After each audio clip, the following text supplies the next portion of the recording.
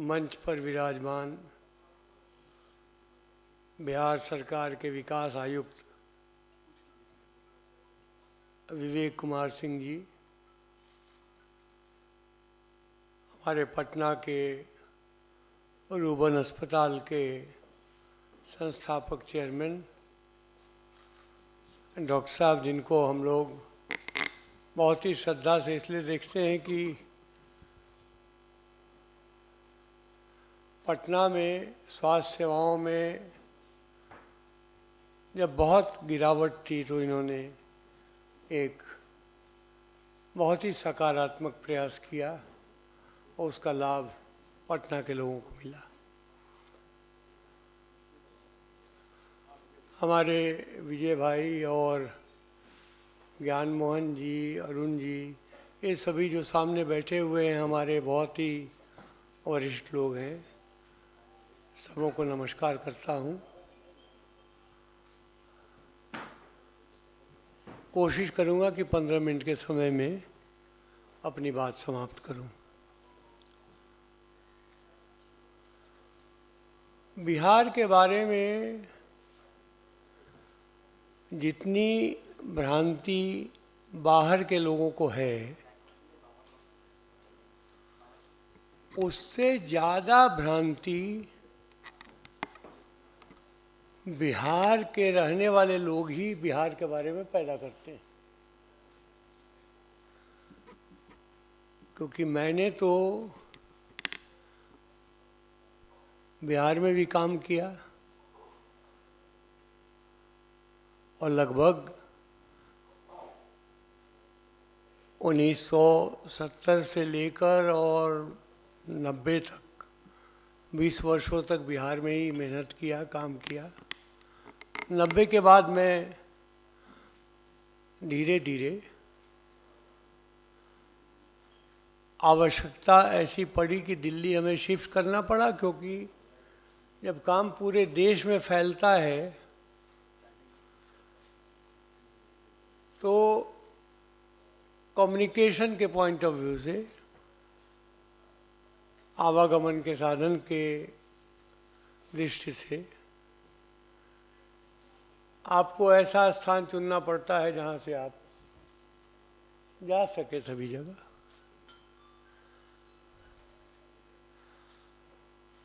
लेकिन मैंने वो काम नहीं किया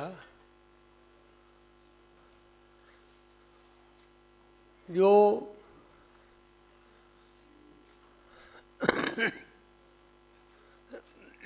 बिहार में पैदा हुए या बिहार से कमाने वाले लोग करते आए। चाहे टाटा हो, चाहे बिरला हो, चाहे बिहार के ही छोटे मोटे उद्योगपति हों जो बड़े हो गए, वो जहाँ 2 पैसा कमाते हैं वो अपना कार्यालय कलकत्ता, दिल्ली, बम्बई, बेंगलोर, चेन्नई वहाँ कर देते। कारण क्या है कि वो बिहार से अपने को तोड़कर अलग करके दिखाना चाहते हैं। लेकिन उसका नुकसान बिहार को होता है। जब हमको लोगों ने कहा कि आप भी अपना कार्यालय दिल्ली या बम्बई कर देंगे तो बहुत फ़ायदा होगा, हमने कहा मुझे पता है, लेकिन मुझे ये भी पता है कि ये मैं करूँगा तो हमारे राज्य को नुकसान होगा।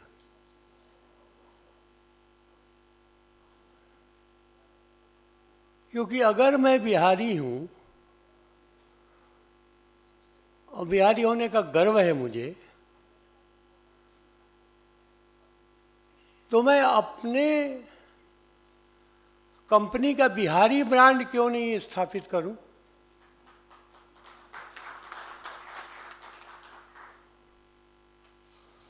और आज वही है, पूरे देश में अगर बहुत बढ़िया सिक्योरिटी का काम किसी को चाहिए तो कहते हैं भाई वो बिहारी कंपनी को बुलाओ, वही ठीक करेगा। आज मैं 10-12 हजार करोड़ का काम करता हूं,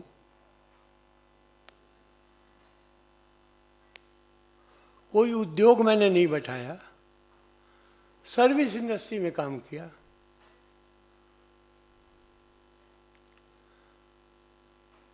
अगर आप कहेंगे उसको एक शब्द में तो मैं बिजनेस सपोर्ट सर्विसेज में काम करता हूं,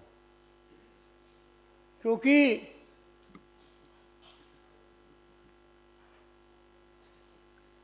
डॉक्टर साहब बैठे हैं यहाँ पे, रूबन अस्पताल चलाते हैं,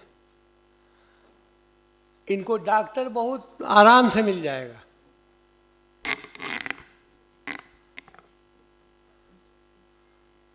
लेकिन इनको बढ़िया सफाई कर्मचारी नहीं मिलेगा जो वेल ट्रेंड हो।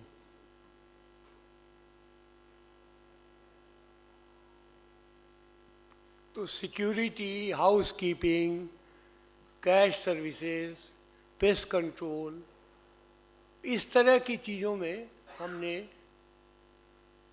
अपना ध्यान दिया, क्योंकि ये गरीब लोग हैं जिनको कहीं काम नहीं मिलता।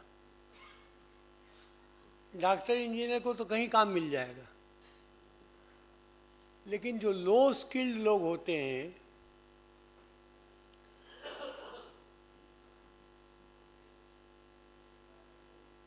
जिन्होंने छोटा मोटा काम सीखा है,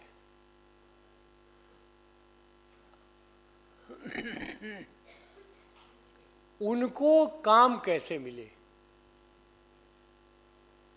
और बिहार में ऐसे लोग बहुत हैं। तो आज ऐसे लोगों के बल पर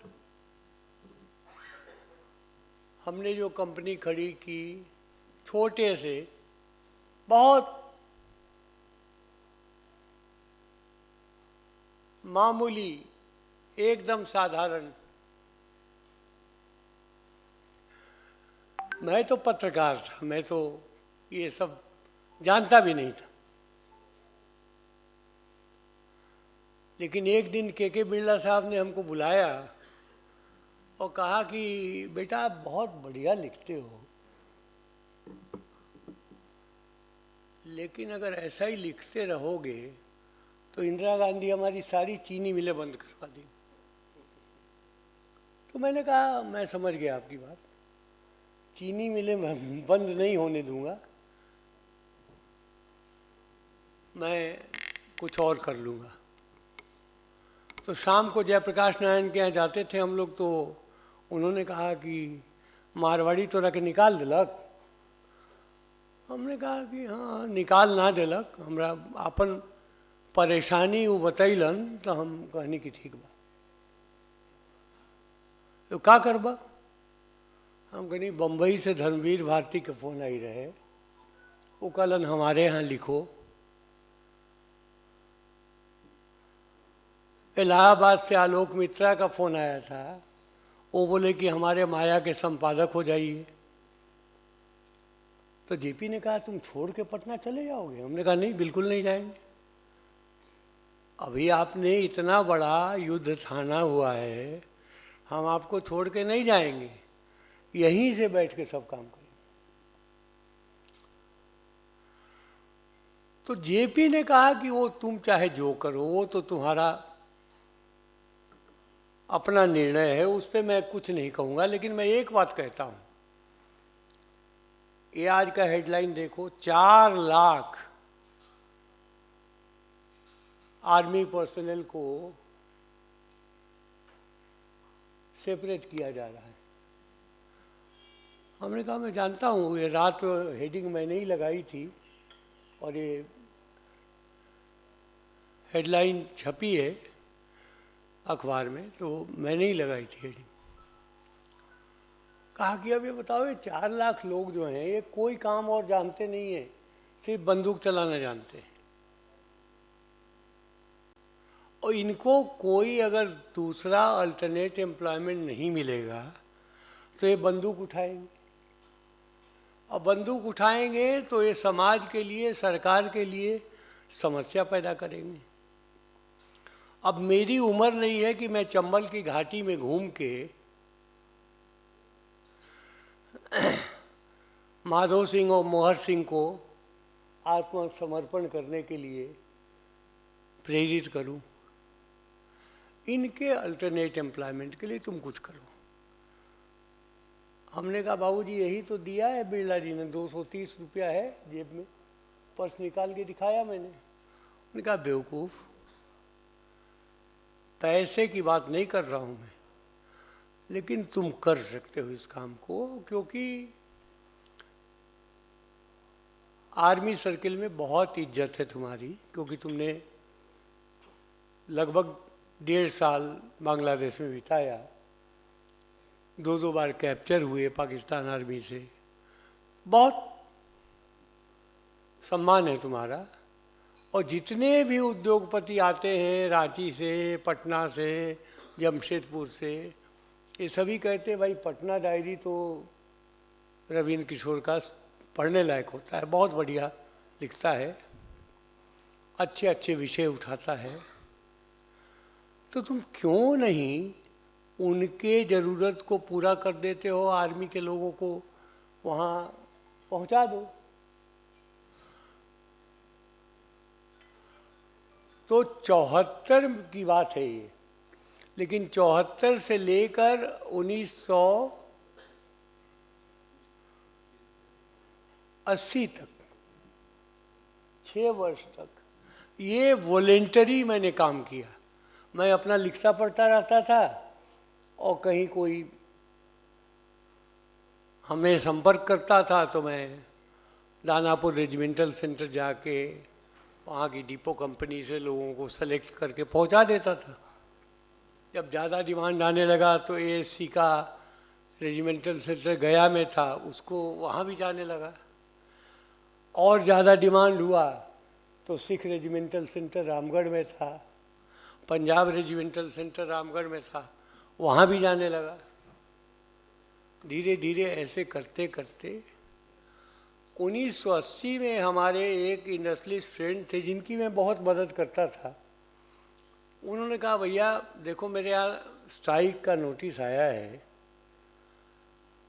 लेकिन मैं आपको इस बार वॉलेंटरी सर्विस करने नहीं दूंगा, आप बाकायदा एक फर्म बनाइए, कंपनी बनाइए और ये काम करिए।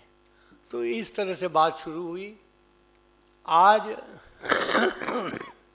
रत्ना जी ने थोड़ा सा कम गिना दिया, 3 लाख से ज़्यादा लोग हमारे यहाँ स्थायी कर्मचारी हैं, और 12,000 करोड़ के करीब हमारा टर्नओवर है। लेकिन सिर्फ सर्विस टैक्स हम करीब 1,000 करोड़ से ज़्यादा का देते हैं, और उसका आधा पैसा तो बिहार सरकार को वापस आता है, वो तो आएगा ही। इनकम टैक्स भी बहुत देते हैं, वो भी आता है। जो भी आप सेंट्रल टैक्सेस पे करेंगे स्टेट में, तो उसका 40 से 45% उसका एक कैलकुलेशन है, फॉर्मूला है, विवेक जी जानते हैं, वो उतना पैसा उस राज्य को वापस आएगा, राज्य के विकास में लगता है वो। इसलिए हमने अपना रजिस्टर्ड ऑफिस कभी बदला नहीं। और आपको ये जान के बहुत खुशी होगी कि बिहार ही नहीं, बिहार और झारखंड दोनों को मिला देंगे तो आज के दिन SIS एकमात्र लिस्टेड कंपनी है सेबी में, एनएसई में, एकमात्र। और आज भी हमारा 5 रुपये का शेयर 550 रुपये में चल रहा है और कोई दिक्कत नहीं है। हम कब वो कुछ उसके लिए विशेष प्रयास भी नहीं करते। कहने का मतलब ये है कि यदि बिहार का कोई भी नौजवान कोई भी काम करना चाहे तो अपॉर्चुनिटी तो है।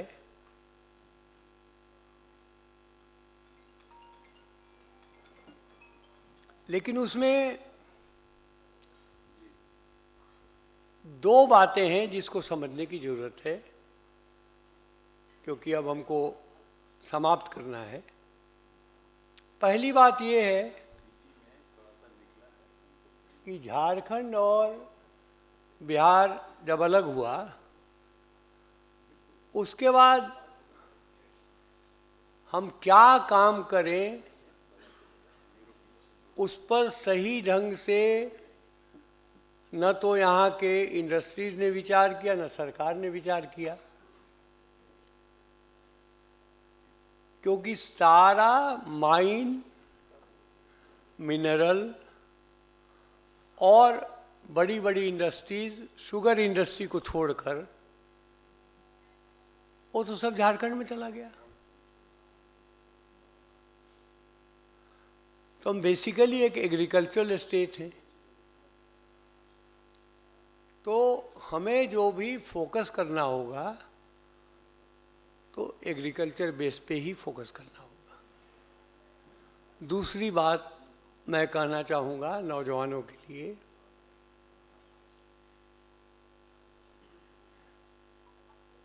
कि अनलिमिटेड स्कोप है, असीमित अवसर हैं आपके पास। लेकिन दो चीज कभी भी भूलना नहीं है, जी तोड़ के मेहनत और ईमानदारी।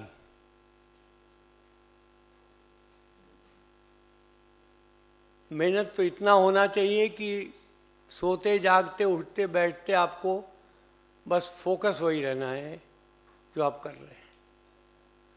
और ईमानदारी आपको पहले, सबसे पहले अपने से ईमानदार होना पड़ेगा,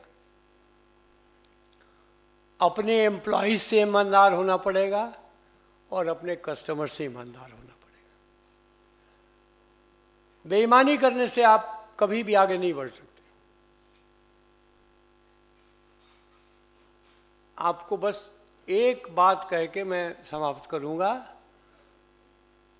मुझे 50 चार्टर्ड अकाउंटेंट्स ने कहा कि आप सिन्हा साहब क्या बेवकूफ़ी का काम करते हैं, आप कुछ पैसा बचाते नहीं हैं, सारा टैक्स दे देते हैं। हमने कहा जो नियम है वो करते हैं। कहा आप जानते नहीं हैं, आप इसमें 100-200 करोड़ रुपया बचा लेंगे, बहुत फायदा हो जाएगा। हमने कहा देखिए हमारा डिसेंट्रलाइज्ड वर्क है। अभी रत्ना जी बता रही थी 10 से 11 हज़ार, करीब 22 से 25 हज़ार लोकेशंस पे हम काम करते हैं।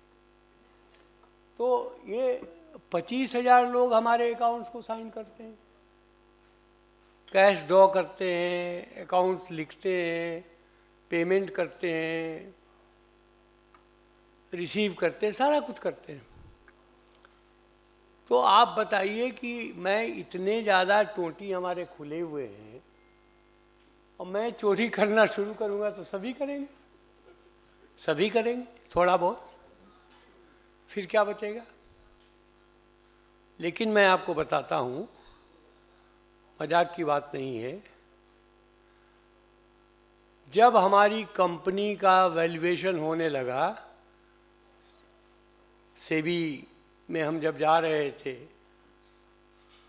ऑडिट हो रहा था, और यूके सिन्हा साहब चेयरमैन थे और वो बड़े सख्त पदाधिकारी माने जाते हैं। तो जब उन्होंने कहा कि भाई सब तो ठीक है, एक काम इन्होंने गड़बड़ किया है, हमने कहा क्या किया भाई बताओ। कहा आपने अपने एम्प्लॉइज को ज़्यादा शेयर दे दिया है। हमने कहा ये तो मुझे पता नहीं था कि एम्प्लॉय को शेयर नहीं दिया जा सकता है। कहा नहीं, आप 50 को ही दे सकते थे, आपने ज़्यादा को दे दिया है, 200-300 को दे दिया है, आप उनसे वापस खरीदिए। हमने कहा वो मैं नहीं कर सकता। उन्होंने कहा कि आपके ऊपर जुर्माना लगेगा। हमने कहा वो लगा दीजिए। तो कोई 30, 40, 50 लाख रुपया जुर्माना लगाया, हमने पे कर दिया। हमने कहा हमारे एम्प्लॉय को अगर मैंने शेयर दे दिया है तो वापस नहीं लूँगा। दिया होगा, अच्छा काम किया होगा उसने तो दिया होगा मैंने। लेकिन आप ये समझिए कि हमने तो 230 रुपये से काम शुरू किया था और कंपनी का वैल्यूएशन हजारों करोड़ में है। ये कैसे है? सिर्फ इसलिए है कि मैंने मेहनत और ईमानदारी को नहीं छोड़ा। मेहनत कर, ईमानदारी से काम करिए, आगे बढ़ते रहिए। आपके सामने अवसर जो है असीमित हैं।